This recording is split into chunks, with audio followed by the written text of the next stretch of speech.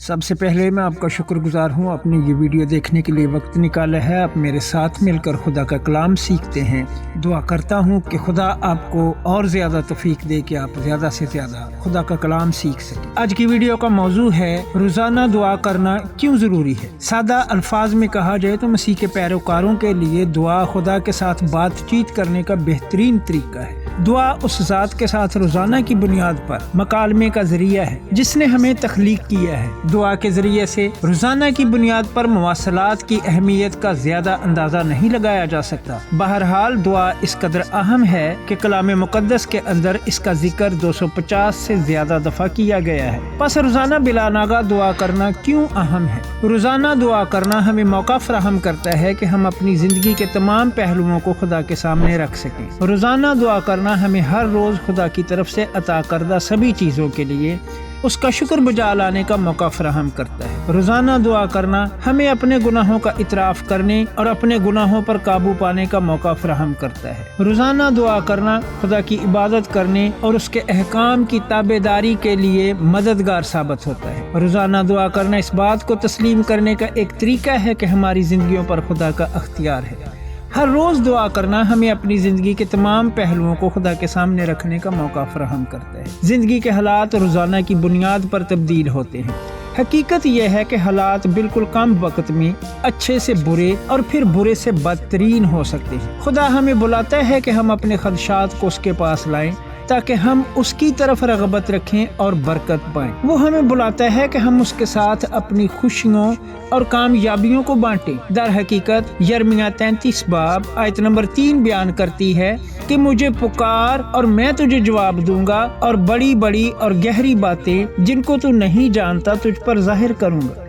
خدا چاہتا ہے کہ ہم اسے پکاریں تاکہ وہ ہماری دعاؤں کا جواب دے سکے۔ وہ ہمارے ساتھ ناقابل یقین نعمتیں بھی بانٹنا چاہتا ہے جنہیں ہم اس صورت میں کبھی بھی حاصل نہ کر پاتے اگر ہم دعا کے وسیلہ سے خدا تک نہ پہنچتے۔ اور یعقوب 4 باب کی آیت نمبر 8 میں لکھا ہے کہ خدا کے نزدیک جاؤ تو وہ تمہارے نزدیک آئے گا۔ خدا ہمیشہ ہی ہمارے نزدیک ہونا چاہتا ہے اور دعا وہ بہترین طریقہ ہے جس سے ہم خدا کے نزدیک جا سکتے۔ روزانہ دعا کرنا ہمیں ہر روز خدا کی طرف سے عطا کردہ سبھی چیزوں کے لیے اس کا شکر بجا لانے کا موقع فراہم کرتا ہے۔ یہ کوئی پوشیدہ بات نہیں کہ ہمیں اپنے خدا کا ہر اس چیز کے لیے جو وہ ہمیں فراہم کرتا ہے اور جو کچھ وہ ہمارے لیے کرتا ہے شکر بجا لانا چاہیے۔ ہم پر روزانہ کی بنیاد پر ہونے والی اس کی بھلائی اور محبت بری مہربانی اور شفقت کو تسلیم کیا جانا چاہیے۔ پہلی تواریخ 16 باب آیت نمبر 34 میں ہمیں حکم دیا گیا ہے خداوند کا شکر کرو اس لیے کہ وہ نیک ہے کیونکہ اس کی شفقت ابدی ہے۔ زبور نویس 9 نمبر زبور اور پہلی آیت میں بیان کرتا ہے کہ میں اپنے پورے دل سے خداوند کی شکر گزاری کروں گا، میں تیرے سب عجیب کاموں کا بیان کروں گا۔ ہم روزانہ کی بنیاد پر دعا کرتے ہیں تاکہ ہم اس کی وفاداری اور اپنی روزمرہ کی زندگی میں اس کی کثرت کی برکات کی فراہمی کو تسلیم کریں۔ ہر روز دعا کرنا ہمیں اپنے گناہوں کا اعتراف کرنے اور اپنے گناہوں پر قابو پانے کا موقع فراہم کرتا ہے۔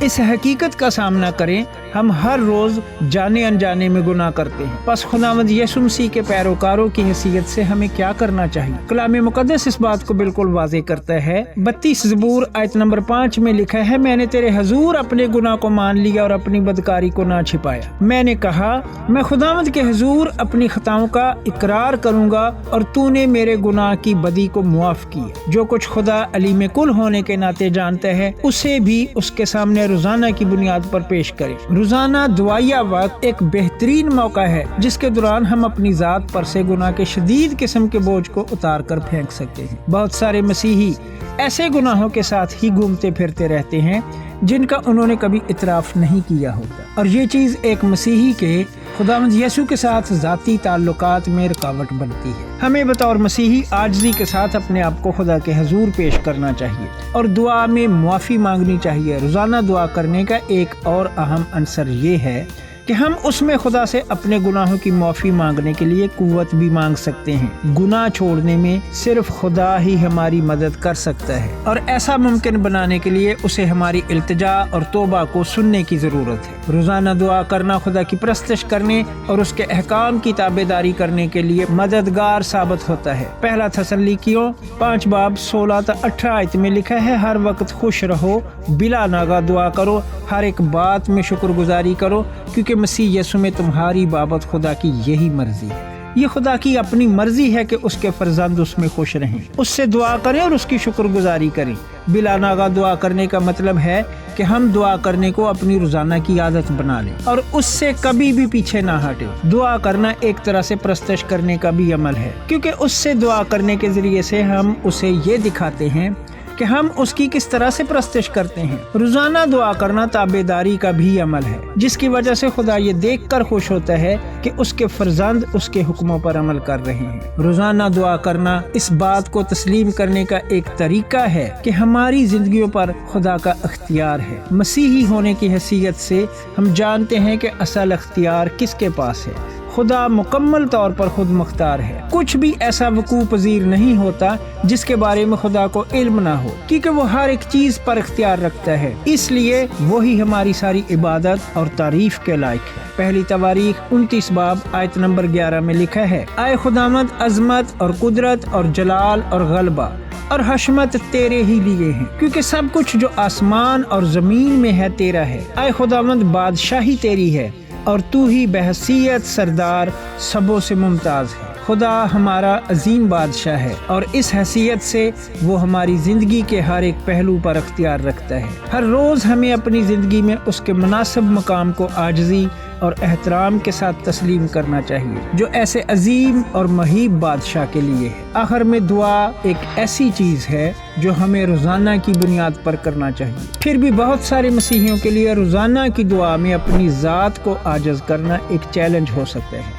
جو لوگ کئی سالوں سے خداوند کے ساتھ چل رہے ہیں، ان کے نزدیک روزانہ کی دعا ایک عام معمول کے مطابق ہو سکتی ہے، جس میں مناسب یقین اور احترام کی کمی بھی ہو سکتی ہے۔ چاہے کوئی نیا ایماندار ہو یا پھر پہلے سے قائم شدہ ایماندار، دعا کو ہمیشہ ہی خدا سے بات کرنے کا بہترین طریقہ سمجھنا چاہیے۔ فرض کریں آپ کسی عزیز یا قریبی دوست سے بات نہ کریں تو یہ رشتہ کب تک قائم رہے گا؟ روزانہ دعا کرنا اپنے آسمانی باپ کے ساتھ روزانہ رفاقت رکھنا ہے۔ یہ واقعی حیرت انگیز ہے کہ خدا ہمارے ساتھ رفاقت رکھنا چاہتا ہے، لیکن ہم انسانوں کے ساتھ رفاقت رکھنے میں زیادہ دلچسپی رکھتے ہیں۔ زبور نویس بجا طور پر پوچھتا ہے، زبور نمبر 8 کی آیت نمبر 4 میں لکھا ہے، انسان کیا ہے کہ تو اسے یاد رکھے، اور آدم زاد کیا ہے کہ تو اس کی خبر لے۔ روزانہ کی جانے والی دعا اس ناقابل یقین سچائی اور حیرت انگیز استحقاق کو سمجھنے کا ایک اچھا طریقہ ہے۔ خداوند اپنے کلام کے وسیلہ سے ہم سب کی خطائیں معاف فرمائے، آمین۔ ویڈیو کو لائک اور شیئر کرنا نہ بھولیے گا، چینل کو سبسکرائب بھی ضرور کریں اور خدا کا کلام اپنے عزیزوں اور دوستوں کے ساتھ ضرور شیئر کریں۔ کمنٹ سیکشن میں اپنی رائے کا اظہار ضرور کریں۔